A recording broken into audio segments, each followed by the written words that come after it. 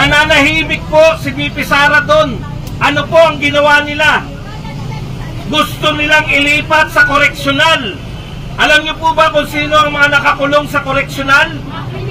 Mga kriminal na napatunayan, convicted. Ito po, walang kaso, wala pong sinampaman lang na kaso.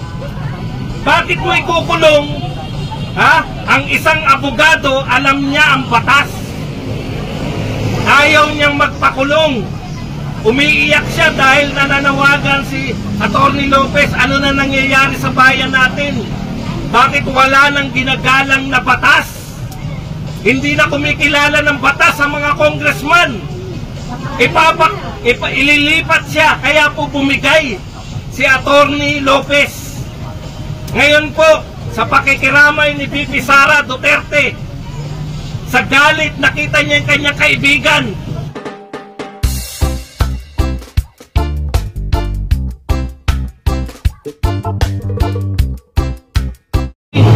No, Zoom. Sa pamamagitan po na Zoom, kalmado po si VP Sara. Kailan po nagwala si VP Sara? Willing si VP Sara na samahan ng kanyang tauhan. Willing si VP Sara na kasama dun sa kulungan detention center sa may House of Representatives. Nananahimik po si VP Sara doon. Ano po ang ginawa nila? Gusto nilang ilipat sa koreksyonal. Alam niyo po ba kung sino ang mga nakakulong sa koreksyonal? Mga kriminal na napatunayan, convicted. Ito po, walang kaso, wala pong sinampaman lang na kaso. Bakit mo ikukulong? Ha? Ang isang abogado, alam niya ang batas. Ayaw niyang magpakulong. Umiiyak siya dahil nananawagan si Atty. Lopez. Ano na nangyayari sa bayan natin? Bakit wala nang ginagalang na batas? Hindi na kumikilala ng batas ang mga congressman. Ililipat siya, kaya po bumigay si Atty. Lopez. Ngayon po, sa pakikiramay ni VP Sara Duterte, sa galit nakita niya yung kanyang kaibigan. Hindi na makontrol ang luha, hindi na kontrol ang pag-iyak. No?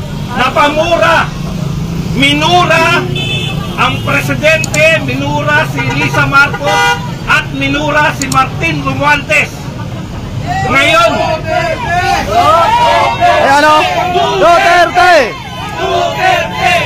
Duterte! Taxi driver! Duterte! Duterte! Okay. Nung nagmura, dahil sa galit, napuno na po si VP Sara, nagmura na sa galit, siya na ngayon ang may kasalanan. Chis Escudero, ano ba ang katanggap-tanggap sa iyo? Katanggap-tanggap ba sa iyo, ikaw abogado ka? Katanggap-tanggap ba sa iyo na isang abogado ay ipapakulong sa koreksyonal na walang kasalanan? Ipapakulong sa koreksyonal kahit wala man lang na isang pangkaso? Yan po ang gusto ng Kongreso. Kaya po nagwala si VP Sara. Bakit?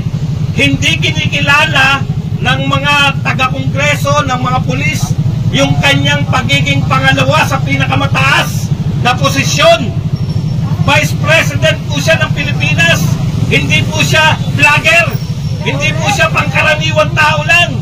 Igalang niyo naman ang pagiging Vice President niya. Tama!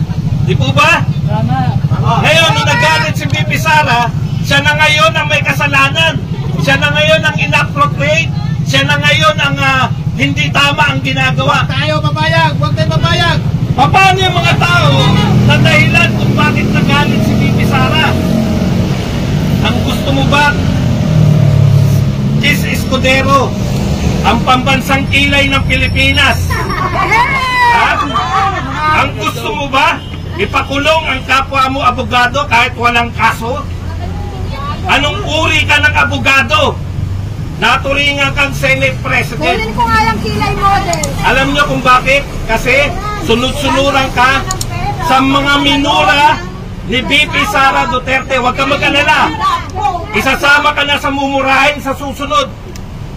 Ayan po ang nagaganap sa atin. Imbis na yung ibang matataas na posisyon, imbis na ipagtanggol nila ang Vice President, si Vice President pa ang sinisisi. Wala po ba kayo nakita na mali sa ginagawa nila sa tauhan ni Vice President? Etong buong lahat ng ginagawa ninyo dito sa mga investigasyon, bakit mga Duterte lang ang iniimbestigahan?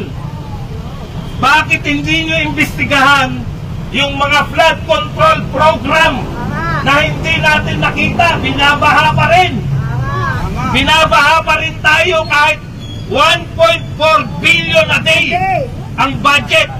Wala po nakakakita niyan. Ayaw nyo tignan yung budget. Ayaw nyo silipin yung budget na 1.4 billion. Binabaha pa rin. Saan napunta ang 90 billion na nilipat mula sa PhilHealth? Bakit ayaw nyong imbestigahan? Bakit ayaw nyong imbestigahan si Martin? Dahil sa kanyang two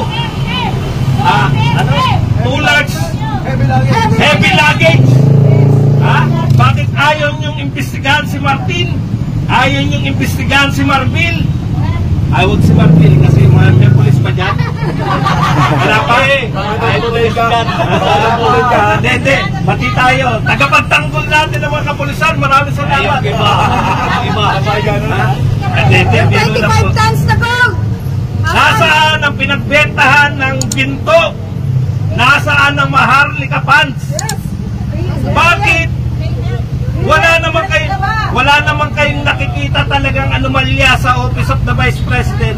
Bakit pilit na pilit ang inyong pag-iimbestiga?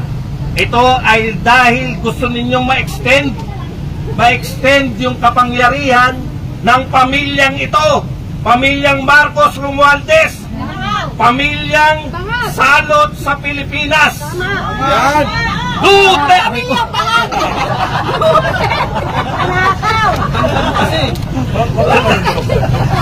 Duterte! Duterte! Duterte! Maraming salamat po sa inyo lahat. Bagong Aratiles! Okay, palagpakan natin ang may pinakamagaling na political vlogger, Mr. Badong Aratiles.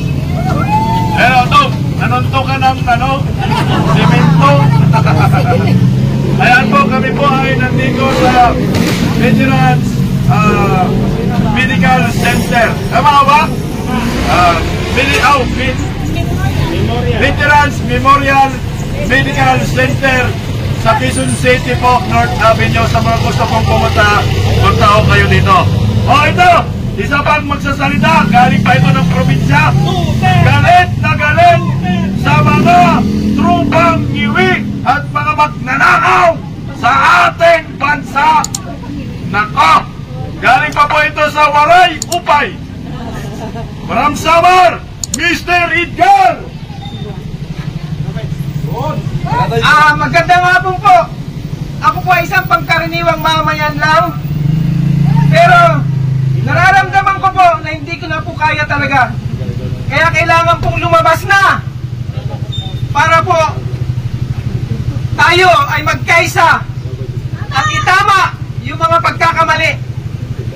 Since nag-ugat po ito tungkol sa confidential fund, bakit po sinisingle out ang confidential fund ng OBP?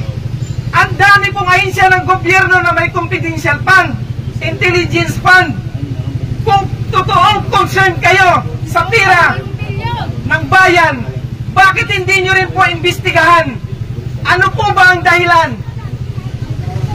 Bakit ganon sinisingle out lang ang OBP?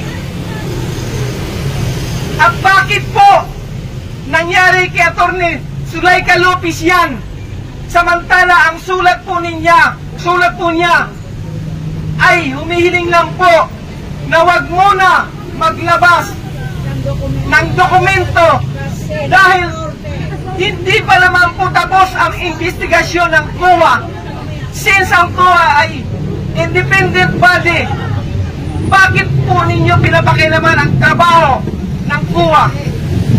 Kaya tuloy na paghahalata kayo na hindi in of legislation po ang ginagawa nyo sa Kongreso, kundi talagang panggigipit ang ginagawa ninyo kay Vice President Sara Duterte. Ngayon, kung hindi po tayo kikilos, sino po ang kikilos?